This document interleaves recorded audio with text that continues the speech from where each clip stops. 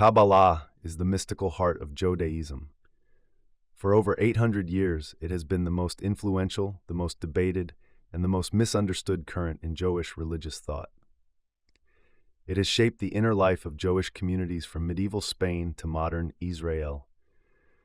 It has crossed religious boundaries to influence Christian theologians, Renaissance magicians, romantic poets, and contemporary spiritual seekers. And it has done all of this while remaining at its core a tradition about the hidden structure of God, the universe, and the human soul. The word Kabbalah means reception, or that which is received. It refers to a body of esoteric teachings said to have been passed down from master to student in an unbroken chain, reaching back to Moses at Sinai, or in some accounts to Adam himself. Whether or not one accepts this claim of ancient origin, the implication is clear. Kabbalah is not invented. It is received. It is a tradition of transmission, of secrets whispered from teacher to student across the generations. But what exactly was received? At the simplest level, Kabbalah is an attempt to answer the most fundamental questions of existence. How did the infinite God create a finite world? How can the unknowable make itself known? Why does evil exist? What is the purpose of human life? And what is the hidden meaning of the Torah, the sacred text that, according to Jewish tradition, contains everything, if only one knows how to read it? The roots of Kabbalah reach deep into the soil of earlier Jewish mysticism. The Merkavah tradition, active from roughly the 1st century BCE to the 10th century CE, focused on the vision of Ezekiel, in which the prophet describes the divine chariot, the Merkavah, attended by strange living creatures and wheels within wheels, all blazing with fire. Practitioners of Merkavah Mysticism sought to ascend through the heavenly palaces, the ha-kelim, passing through gates guarded by angels, until they reached the divine throne itself. This was dangerous work. The text warned that unworthy practitioners could be consumed by fire or driven mad.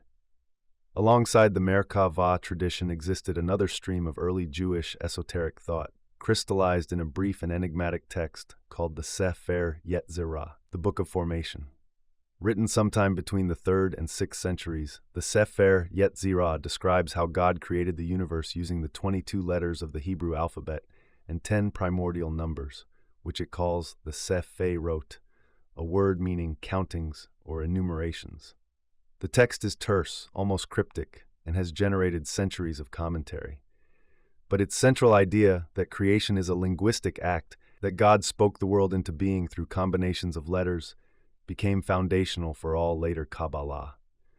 The emergence of Kabbalah as a distinct tradition occurred in the 12th and 13th centuries in Provence and northern Spain.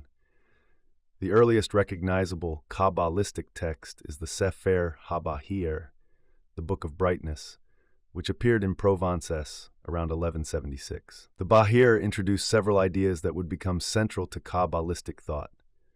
The concept of the Sefirot as divine attributes or emanations, the notion of the feminine aspect of God, and the doctrine of Gilgul, the transmigration of souls.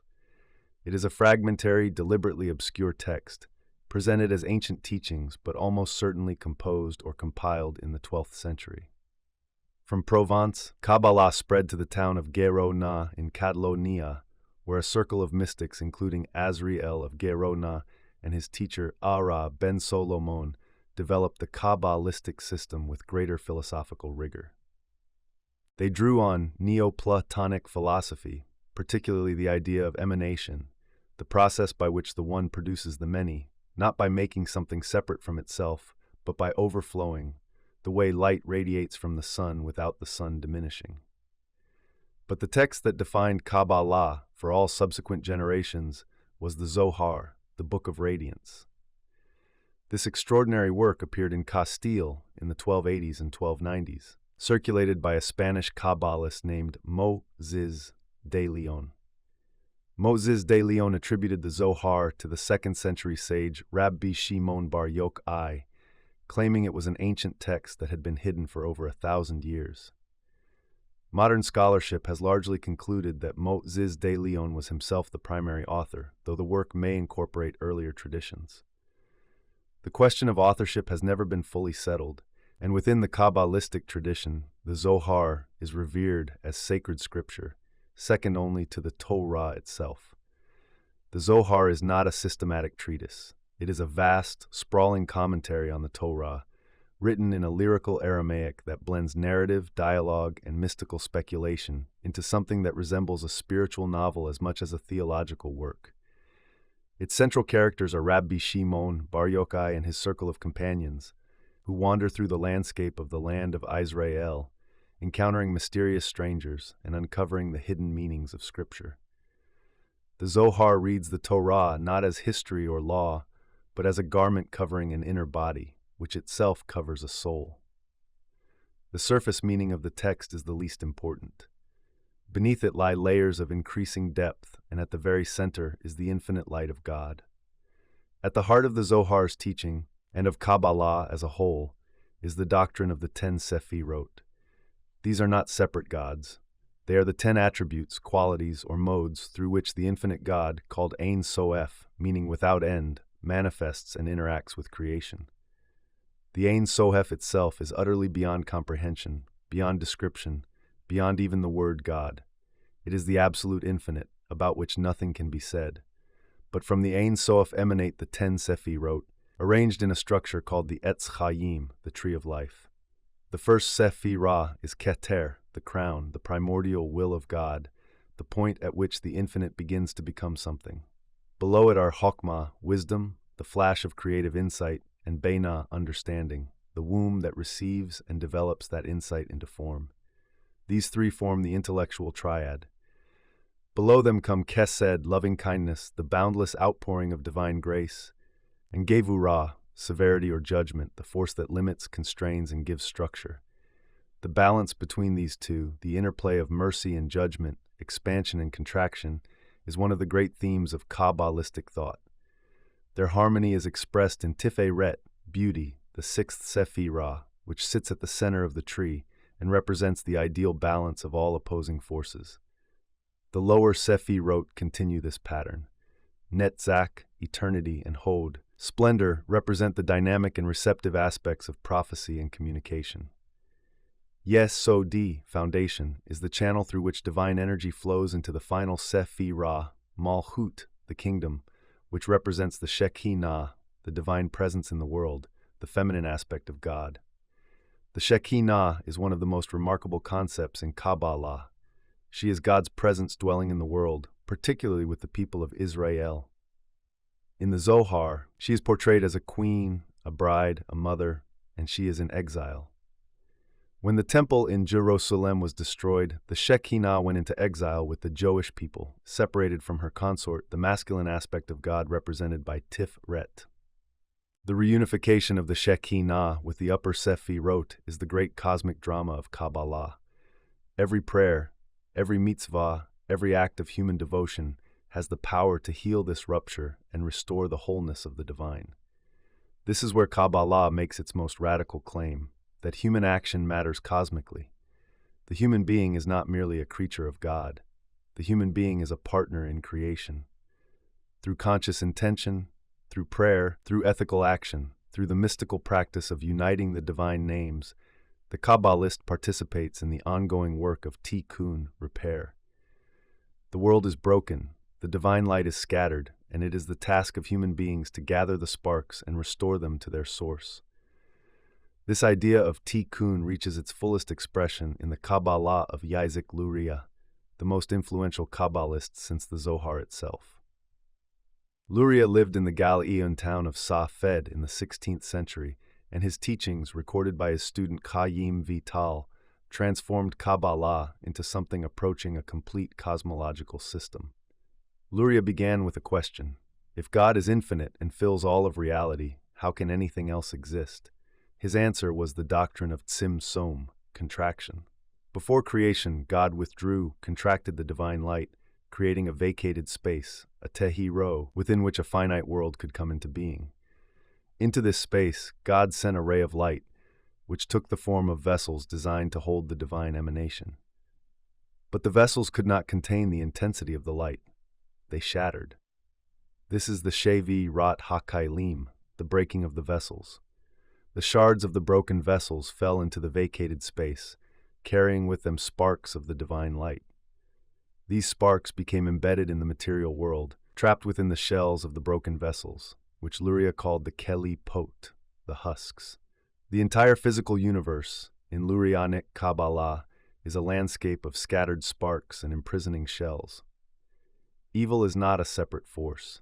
It is the result of divine light trapped in the wrong place. The human task, then, is tikkun olam, the repair of the world.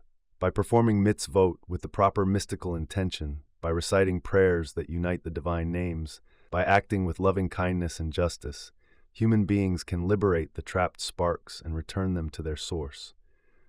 When all the sparks have been gathered, the vessels will be restored, the Shekhinah will be reunited with the upper Sefirot, and the cosmos will return to its original state of unity.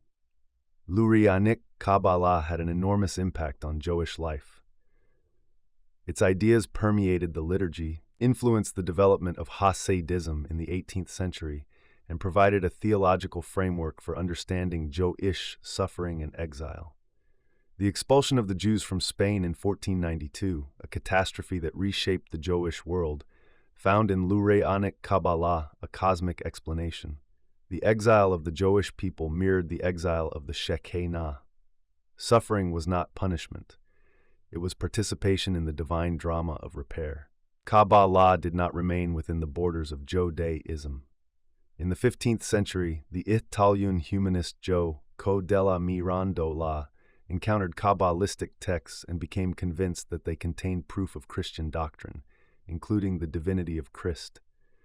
Pico's enthusiasm gave birth to Christian Kabbalah, a tradition carried forward by Johannes Reuchlin, Cornelius Agrippa, and others who blended Kabbalistic ideas with Hermeticism, Neoplatonism, and Christian theology.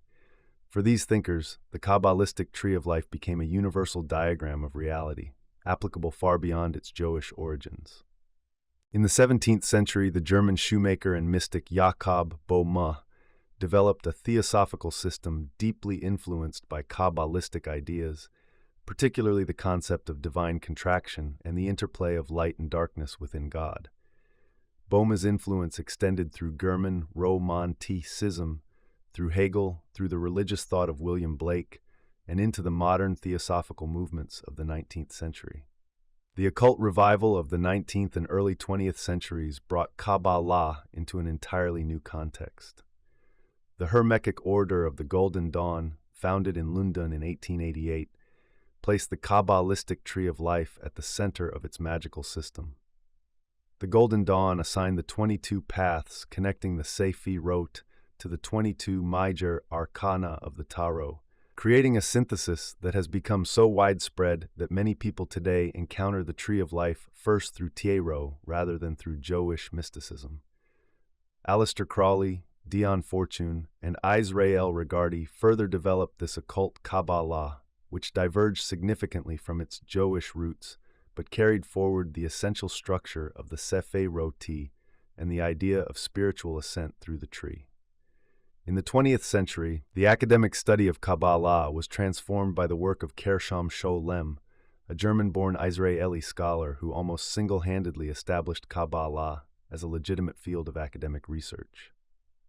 Scholem's Major Trends in Jewish Mysticism, published in 1941, revealed the richness and complexity of the Kabbalistic tradition to a wide audience and challenged the prevailing view that mysticism was peripheral to Jewish intellectual history. On the contrary, Scholem argued Kabbalah was one of the most vital and creative forces in Jewish civilization, a living tradition that continually renewed itself in response to historical crisis and spiritual need. Today, Kabbalah exists in multiple forms. Within traditional Judaism, particularly in Hasidic communities, it remains a living practice, studied as part of the Torah and integrated into daily prayer and observance. In Israel, Kabbalistic study centers attract students from across the religious spectrum. In the broader culture, Kabbalah has been popularized and in some cases trivialized by celebrity endorsements and commercial Kabbalah centers that bear little resemblance to the tradition as historically practiced. And in the Western esoteric tradition, the Kabbalistic tree of life continues to function as a map of consciousness, a framework for meditation, and a symbolic language for understanding the relationship between the human and the divine. What endures across all these contexts is the central Kabbalistic insight that reality has a hidden structure, that the visible world is the outermost garment of a deeper truth, and that the human being created in the image of God has the capacity and the responsibility to perceive that truth and to participate in the ongoing work of creation. The Kabbalist does not merely study the divine. The Kabbalist acts upon the divine. Every thought, every word, every deed sends ripples through the Sefirot, affecting the balance of the entire cosmos. In this vision, the human being is not small. The human being is the pivot on which the universe turns. This is the enduring power of Kabbalah, not as a set of doctrines to be memorized, but as a way of seeing, a way of reading the world as a text with infinite layers of meaning, a way of understanding that the brokenness of the world is real, but so is the possibility of repair, and a way of knowing that the work of repair begins not somewhere out there, but here, in the depths of the human heart, where the divine spark waits to be recognized, gathered, and returned to its source.